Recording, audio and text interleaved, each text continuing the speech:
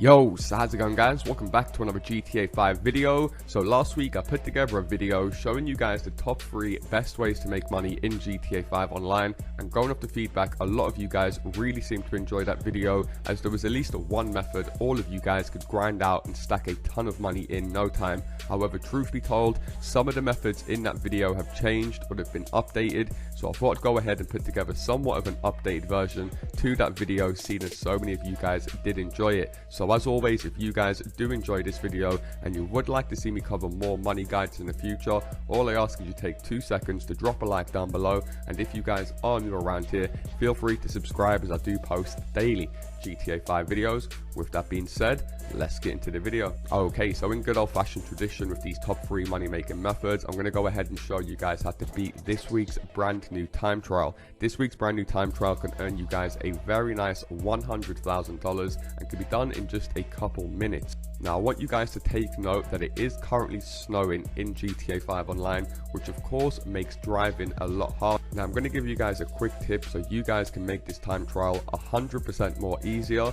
I've actually uploaded a video showing you guys how you could quickly remove the snow from GTA 5 Online, and like I said in that video, this is only a very useful trick to help you guys when it comes to driving in GTA 5 Online. As I'm sure a lot of you guys are aware, the snow can majorly affect your driving in GTA 5 Online. I'm not going to lie, you can still do this time trial in the snow. It's still very easy, but just to massively increase your chances, just like you guys can see on screen right now, you can go ahead and quickly remove the snow from the game, complete the time trial, and find a new session, and the snow will be back into your game. So don't worry, it's not a game breaking glitch which is going to remove the snow from your game until the foreseeable. It's literally just going to remove the snow for as long as you guys want to. So like I said, it's completely up to you. Go ahead and do the time trial in the snow or without the snow, but I'm just giving you guys the options so you guys can do it straight away, just like myself on screen. I would suggest using a motorbike for this week's time trial. There's tons of different fast motorbikes. You've got the Shitoro, the Hakuchu Drag, the Batty 801 fully upgraded. Any of these motorbikes will allow you guys to beat this time trial straight away. Now another trick that you guys want to use when beating this week's time trial is that when you go ahead and start the time trial right at the start, press start and just set a waypoint to the finish line. By you guys setting a waypoint to the finish line, when you go ahead and restart the time trial, you guys will have a direct route to follow, just in case you guys miss any turns and you don't want to restart the entire time trial again. I always do these time trials every single week. There isn't a time trial that I haven't completed yet in GTA 5 Online, and this is a fundamental part of me completing all of them, making sure that I have a waypoint set to the finish line. And just like you guys can see on screen, all you have to do is follow the waypoint straight to the end on your motorbike, pop a few wheelies in between to increase your speed, and just like that, all of you guys should be going ahead and collecting a very nice 100k straight away. However, coming in for the second best money making method, and that's by grinding out the double money and double RP that Rockstar Games are currently offering on the Stockpile adversary mode. If set up and played in the right way, you guys can earn a ton of money in no time, which I'm going to quickly go ahead and break down for you guys. Make sure that you've always put it on 2 teams. Now the reason you guys want to do 2 teams rather than 4 teams, because if you guys actually have 4 teams, it's going to break the payment down into 4 different places, and you guys just want to break the payment down into 2 different places, so the winner's payment and the loser's payment, rather than the payment being a 1st place, 2nd place, 3rd place and 4th place, because in the long run everyone in the lobby is going to be earning much more less money, and of course that includes yourself, because there's no guarantee that you guys are going to come first every single time that you play the game, so you're always much better off put it on 2 teams. Now the second thing you guys want to do is change the first to win round to 2 rounds, and the round duration at the bottom to 15 minutes. And once you guys have done that, you can go ahead and launch the game.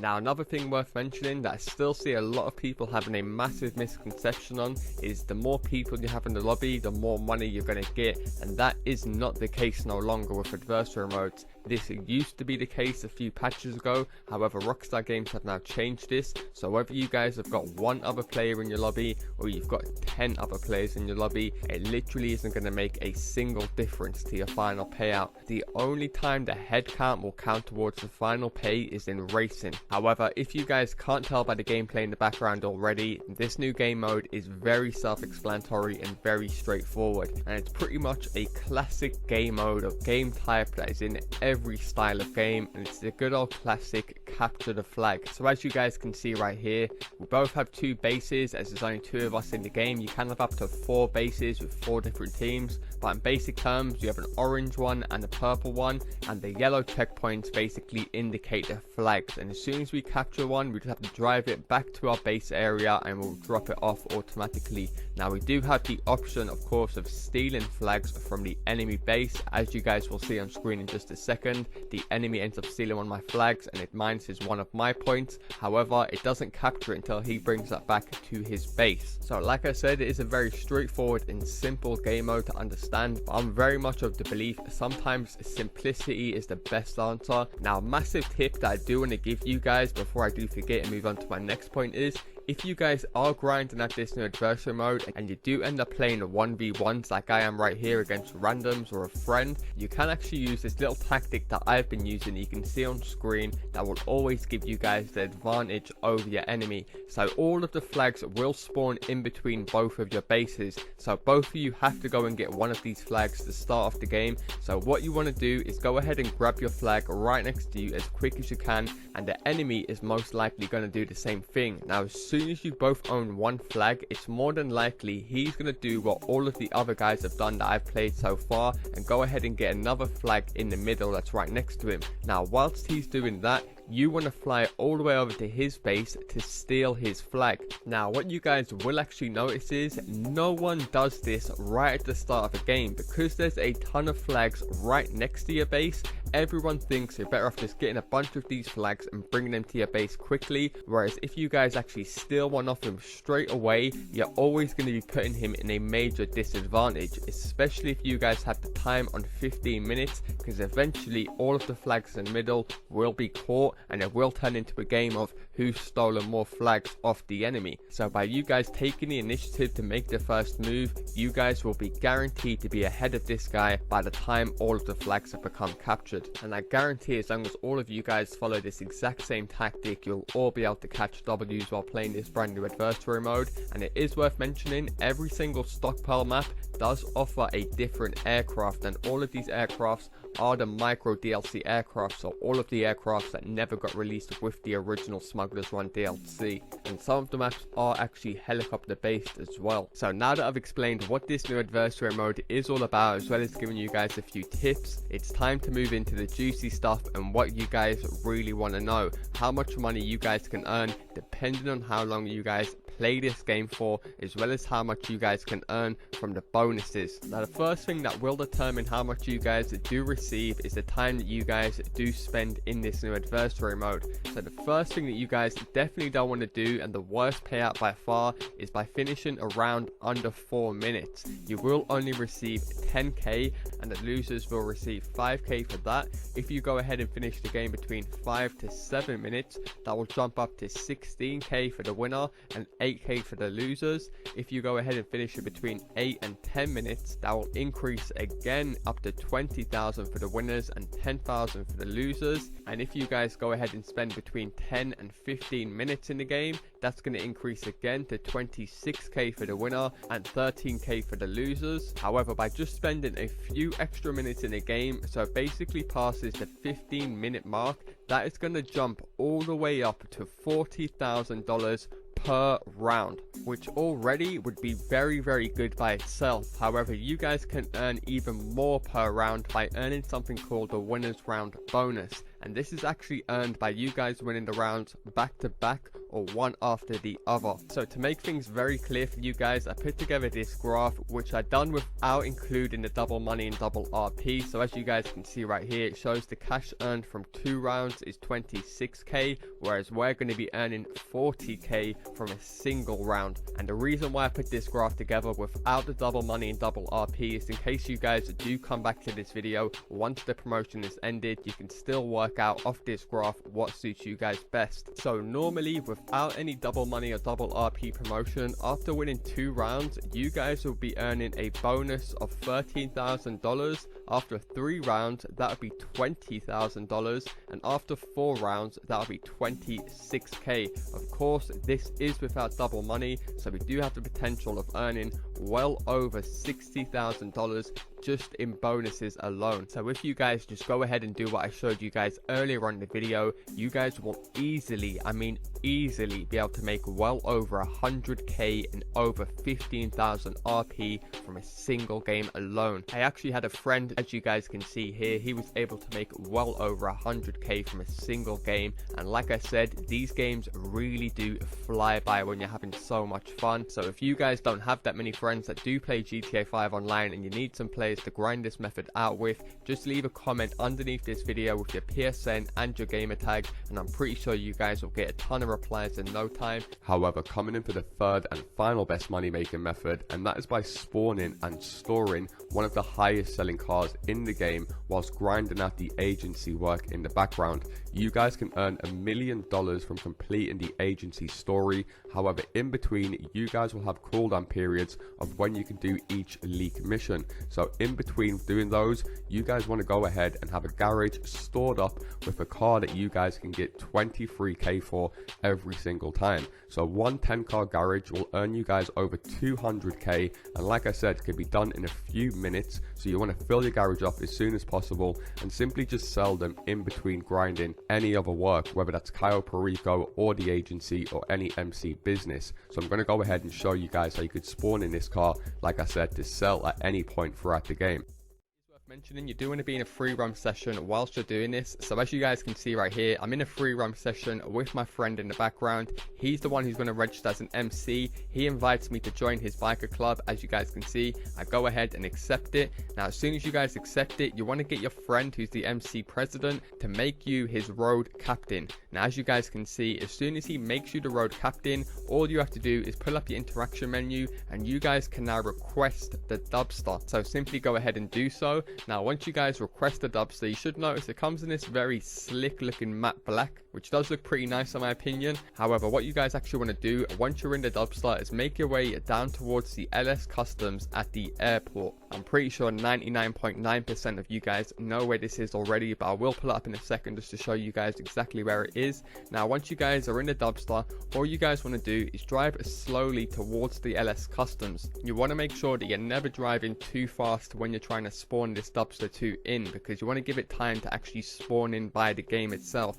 Very similar to the Sand King method or the Sentinel XS. So as you guys can see right here, it didn't spawn in for us. That's because the third factor is it's only going to spawn in between the times of 9 o'clock and 2 o'clock, and that's 2 o'clock in the afternoon, so otherwise known as 1400 hours. So between 9 and 1400 hours is when you guys want to take a Dubsta 2 down to the LS Customs. That's the reason why I pulled up my phone very quickly, as you guys can see, just to double check that I was doing it during the right time. Now this first method that I'm showing you guys, driving from the city or the helipad towards LS Customs, it does actually work, but it doesn't work as good as the new method that I've just found out. So as you guys can see right here, this is the area that you do want to drive from if you're going to be using this first method. Like I said, this one does still work, but it is very tedious and doesn't spawn in every time, so it could take a few attempts before you guys actually get your Dubsta to spawn in. So I'm going to fast forward this gameplay to save you guys time, as like I said, you do have to drive pretty slowly towards it to actually give it time to spawn in. But as you guys can see, it was my second attempt trying to spawn it in this method and it didn't work for me. So I went ahead and used my brain, used my initiative, and I'm going to show you guys how I actually got to spawn in straight away. So what I actually went ahead and done is I got in the Dubsta 2 and I took it over to LS Customs and I simply parked it right next to the spot where it's meant to spawn in. So it's meant to spawn in this little alleyway just to the left of me. So as you guys can see right here, I just parked it in front of that garage door. Now once I parked off my Dubsta right there, you want to go ahead and rob an NPC car. Now from personal experience, when you're robbing an NPC car, you're always better off trying to rob a 4-door basic looking car like you can see on screen right now. Never try and rob an NPC for like a flashy sports car type. That's just my personal experience from when I've tried to spawn this in. I've always had a 100% success rate when I've got these 4-door coupe style cars. Now once you guys have got your NPC car, simply drive the way I'm doing on screen towards the airport and then simply drive back towards LS Customs. Now don't forget, whilst you're doing this, it must be between the times of 9 and 2 o'clock, otherwise known as 900 hours hours and 1400 hours. As you guys can see here, I pull up my phone quickly just to show you guys it's 10 o'clock, so only an hour into the time gap that we've got. Perfect timing, as you guys can see. And when I pull up the LS Customs, remember not to be driving at max speed, just drive similar to how I'm doing on screen. And as you guys can see, bang, as easy as that, I've spawned in a modded rare chrome Dubsta 2. As soon as you guys get that bitch, take it straight into LS Customs, and from here you guys want to whack an insurance on it. This part is very important. As soon as you guys get this car, make sure you whack it full coverage over it in case someone comes over to you and blows you up, and you're gonna have to do that whole process again. Because I'm not gonna lie, this first part of you guys spawning it in for the first time is the longest part of the whole process. Once you guys have got yourself one Dubsta 2, the rest of the method is a walk in the park, and it's also 100% solo, which I know a ton of you guys are gonna love. But another great thing about this method is not only is it 100% solo that you guys can go ahead and stack some serious cash with, you guys can also go ahead and spawn these in for your friends, and I'm also going to prove how to do so. However, there is one more thing that we do have to take care of, because right now this would be a good method, being able to spawn these in free roam, but it's not really unlimited if you can only do it between 9 AM and 2 PM. However, what you guys want to do to get around this is simply press start, go across to online, select play job, Rockstar created, and you guys want to choose one of 3 different missions. The first mission you guys can choose is called Time to Get Away, the second one is called Denial of Service, and the third one is called Chopper Tail.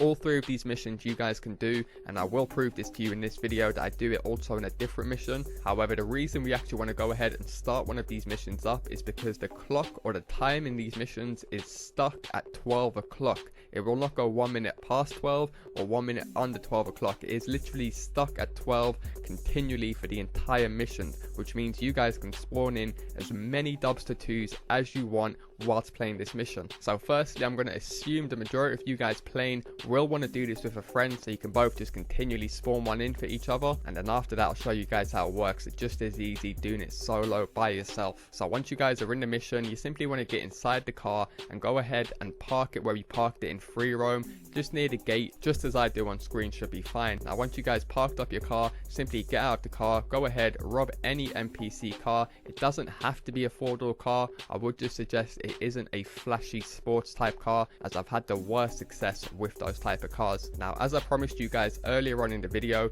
you don't have to park up the Dubsta 2 to spawn these in if it's not working for you for whatever reason. You guys can simply just get inside the Dubsta 2 with your friend, as you guys can see on screen, and simply just run the route that I was showing you guys that I've done in free roam, and it should spawn in just as easily for you or your friend to go ahead and take.